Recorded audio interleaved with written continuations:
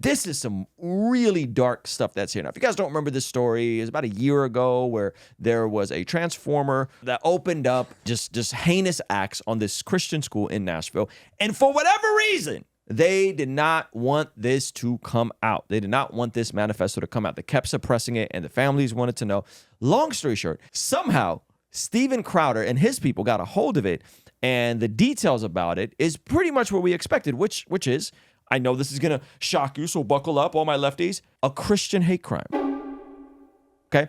And not just that, but the implications of some of this radical, loony leftist ideology and how it could impact people's wiring in terms of the extremism it can go to. Now, we know extremism on any end of the spectrum could be dangerous, but we haven't, the folks on the left that push this sort of stuff haven't acknowledged that this could be dangerous to those. Like far-right stuff, I think everybody knows it can be dangerous, right? You start seeing people as inferior. But this is one of the few times where we're finally seeing the craziness of the leftist ideology, which is now, this is general ed stuff in most universities today that's now being perpetrated, and what it can have in terms of completely depleting the mental state of people who are vulnerable. So let's just look at this article. The transformer who took out 6 people at a Christian school in Nashville was consumed by leftist radical racial hatred towards targeting whites as quote-unquote privileged, according to 3 parts of the diary released by podcaster Steven Crowder. Rare Steven Crowder, W. All right. Wow. Destroy those kids. Those crackers going to private fancy schools with those fancy khakis, sports backpacks with their daddy's Mustangs. She misspelled convertibles. I didn't know khakis were fancy. Yeah, man. And this is dark. Like my son goes to like a private thing on Mondays, and it's at a church, and they have dress code. They wear khakis. So this is like really weird. They're like, they got private uniforms and khakis. It's like, what? And daddy's Mustangs. It's like this. Her like Mustang's not even that nice of a car. Her picture of these people is from like an early 2000s like rom-com where there's like a jock that's kind of spoiled and yeah, this is darkness. I wish to I can't say that. With your mop yellow hair. So it's just like now she's angry at all blondes with your mop yellow hair. Want to all you crackers, bunch of little. Wait, you can't say that. You can't do that. You can't use the F word. You can't say that. You can't, that's your people's. That's your people's. You can't be, what is that, homophobic? You can't exhibit phobia. Maybe she was using her pass. 3 photographs of the pages of the shooter's diary were obtained by Crowder, who reported that his investigation team independently confirmed the authenticity of the images. Daily Wire sources have also confirmed the authenticity of the pages. They say that I hope I have a high death count. I'm ready. I hope my victims aren't. This is despicable. This is really bad. Keep going. The diary entries also reveal her schedule for death day beginning at 7 a.m. Get dressed. She had a planner for this. Yeah. She wrote this out. It's the first time she ever planned something in her entire life. This is such an L, bro. I hope I have a death count ready to die. She wrote, haha. Who writes haha in a journal? She reminds me of LOL. Like it's like text message talk, but in a journal. But like in a written form. Wow. The musings reflect the envy for stable. Listen to this. The musings reflect the envy for stable, productive society targeted as dominant and privileged by the critical race theory espoused in many public schools. This is some of the danger that we're seeing here, folks, is that because something is stable, because something is dominant, because statistically speaking, if you put the marriage before the carriage and you finish school and you get a full-time job, you're 99% likely to break out of poverty. And that's the dominant worldview. Good decisions get you out of bad situations, okay? That because that is dominant and stable and productive for society, that is considered privileged. Boasted a friend before the shooting that she had plenty of evidence behind making her motives clear. Nashville's police acknowledged this fact after the Nashville Police Chief John Drake promised Republican Governor Bill Lee that the manifesto would soon be released, which it wasn't. Covenant was a tragedy beyond comprehension, and Tennessee needs clarity. We've been in touch with the Nashville Police Department today. Chief Drake assured me that dominant and information regarding the shooter will be released probably very soon. It wasn't. But Drake broke that promise. For a better part of a year, Nashville's police department refused to release the manifesto, citing a series of contradictory excuses. A spokesperson for Lee ignored the Daily Wire's inquiries about Lee's responses to the broken promise over the course of this year. The Metropolitan Police Department and the Tennessee Bureau of Investigation denied open record requests from Daily Wire, the Tennessee Star, and other outlets, citing that it was an ongoing investigation, even though the Star and others sued. The police department then claimed it could not release the manifesto because it was subject of litigation at Catch-22, that the litigation was about its refusal to release the manifesto. Gosh, they were really trying to jam this up.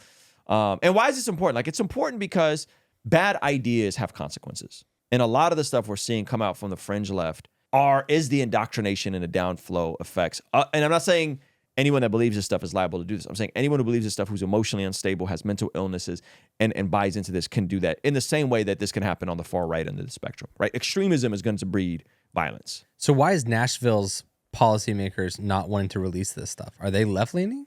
Because they know that this would cause outrage, because they know that for the first time, we should be able to soberly acknowledge and say, hey, this is clearly a hate crime against Christians in quote unquote dominant society by someone that has taken on the intersectionality markers of being a victim and being oppressed and being whatever, right? And so that is why, because I think we want it released to like confirm it, right? Yeah, like because you can't play this game anymore. And so I think they didn't want that released because they knew that this would now be a serious point of contention in public conversation and dialogue. You know what I mean? Interesting. But isn't Nashville like historically conservative? It is, but that doesn't mean like everybody wants to make a mess of something that happened in their own community. Gotcha. You know what I mean? So they claim, this is why. Tennessee law enforcement authorities also claimed they were asked by the FBI not to release the manifesto. Ah, there we go. The FBI didn't want them to release it, said it was not. So again, if this can be categorized as someone being radicalized online, think about the implications this has, right? Think about the implications. Like I watched this video today. You guys might think this is crazy, but I watched this video today and it was by a creator that did an amazing hour-long video on Hassan Piker and all of his French takes that use a lot of the same language. And there's a compilation of this. And so like if these people are being radicalized, that means there can be consequences for far left creators and far left thought leaders who are putting stuff out on the internet using some of the same language that can radicalize people. Yeah. You can't say some of this stuff on YouTube. You can't be Nick Fuentes on YouTube. You can't be Kanye on YouTube.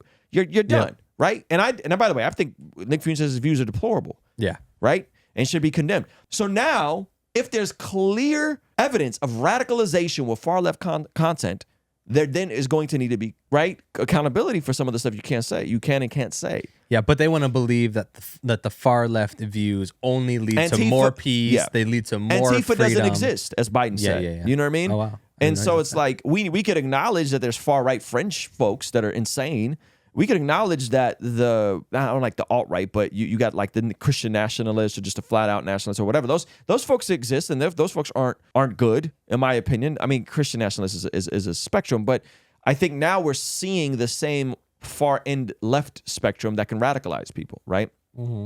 So where were we? Okay, the writings may raise questions about why the school children apparently based on their race, because again, this is now see how this gets contentious for the FBI and the feds. These people were targeted because of their race and because of their Christian identity. The writings may raise questions about the killings of children, but apparently based on their race was not considered a hate crime by the FBI. The and the children she targeted based on their race were white. This is a hate crime. This is a hate crime. I would say this is a hate crime against Christians and Judeo-Christian values. There lies the issue. And now, from a top-down federal level, they have to acknowledge that. And they don't want to acknowledge that. National Council member told the New York Post that she was led to believe that the manifesto was a blueprint on total destruction that would be astronomically dangerous. What?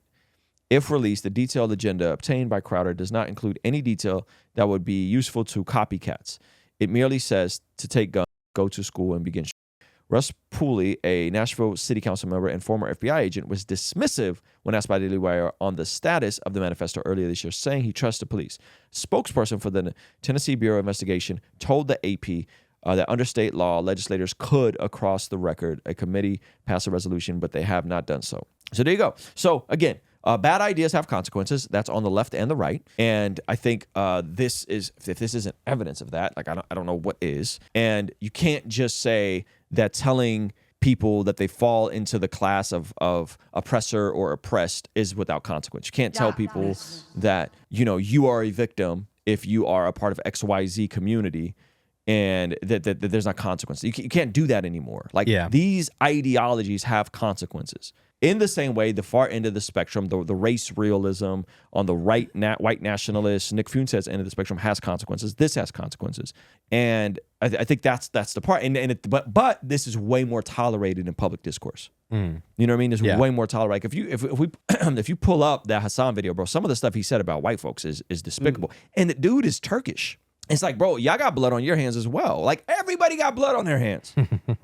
This idea that the world is made up of dominance, hierarchies, and oppressive categories, all this stuff. All that is true. Like the world is a chaotic place. The world is a dark, chaotic place, ladies and gentlemen.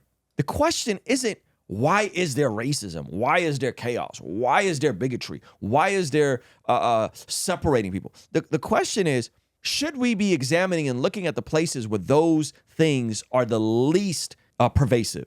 And those things are contained and suppressed. So if we could find that, if we could find studies where those things are the least pervasive in society, perhaps we should be paying attention to societies which that happens in, where there's upward mobility, where there's freedom of speech, where there's freedom of press. And so this notion that like, the world is bad, but it's only from one way to another. It's only white folks against everybody else. It's only the dominant culture against everybody. No. All people are wicked. All people are sinful. Yes, powerful people with power are going to be corrupted. Yes, rich people are going to be corrupt, but so is everybody. And so the question isn't, why is there evil in the world? The question is, where do we see periods of times or geographical regions where there's the least amount of evil in the world, where there's the least amount of suffering, where there's the least amount of oppression happening. And we should be examining the lack of chaos, not pointing to the chaos. And that's what a lot of this leftist nonsense does. We see according to the Bible that prayer is extremely important in terms of us being transformed from the inside out when we get aligned with God's will. For the Christians watching this channel, I want you guys to implement these spiritual disciplines in your day-to-day life. And the only way I've been able to do this consistently is through writing down my prayers in a prayer journal that does a few things. One, it allows me to reflect and come to God humbly and ask Him to move on my behalf. And two, it allows me to document my prayers, which ultimately help me remember the very things that I was praying for and see the hand of God tangibly in my life when He answers them. So I would urge you, consider writing down your prayers. It could be in a blank notebook. It could even be on your phone. Or you could check out the one I personally designed and used from my own quiet time and spiritual discipline that I think will be a huge blessing. It's the exact structure and system that I've used for years to pray and be more consistent in my spiritual disciplines. You can pick yours up today by clicking the link in the pinned comment below. All right, I'll see you over there. Peace.